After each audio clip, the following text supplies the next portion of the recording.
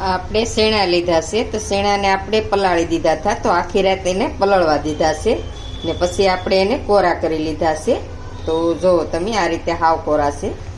તો આપણે શેણાનો લોટ લીધો છે ને એમાં આપણે ગરમ મસાલો નાખવાનો છે, થોડોક આપણે મરીનો ભૂકો નાખવાનો છે, થોડુંક આપણે લાલ મરચું નાખવાનું છે. હવે આપણે સ્વાદ પ્રમાણે મીઠું નાખવાનું છે, થોડીક હિંગ નાખવાની છે, થોડીક હળદર નાખવાની છે. બધું આપણે આ રીતે મિક્સ કરી લેવાનું છે પહેલાં. તો મસાલો આપણે મિક્સ થઈ ગયો છે. હવે આપણે એમાં શેણા નાખી દેવાના છે.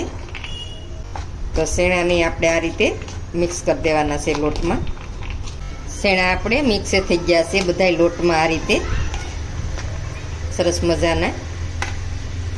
હવે આપણે પાણી લેવાનું છે. તો પાણીને આપણે આ રીતે હાથમાં લેવાનું છે ને આ રીતે નાખવાનું છે શેણા ઉપર.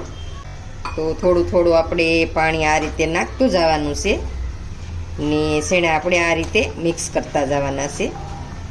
તો શેણાને આપણે આ રીતે લોટમાં મિક્સ કરવાના છે. તો સારી રીતે આપણે મિક્સ થઈ ગયા છે.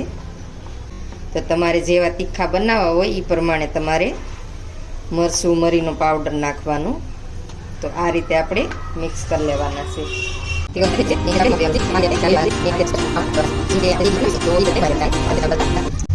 આ રીતે આને ધીમો ગેસ આપણે રાખવાનો છે, મીડિયમ ગેસ ને શેડવાના છે.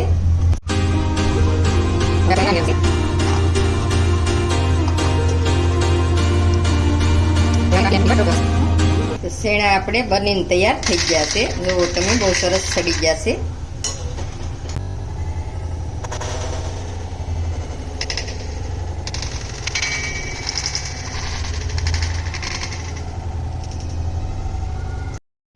શેણા આપણા બનીને તૈયાર થઈ ગયા છે.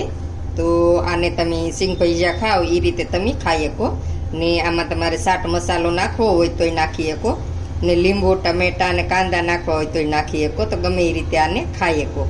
તો બહુ મસ્ત બની જશે જુઓ.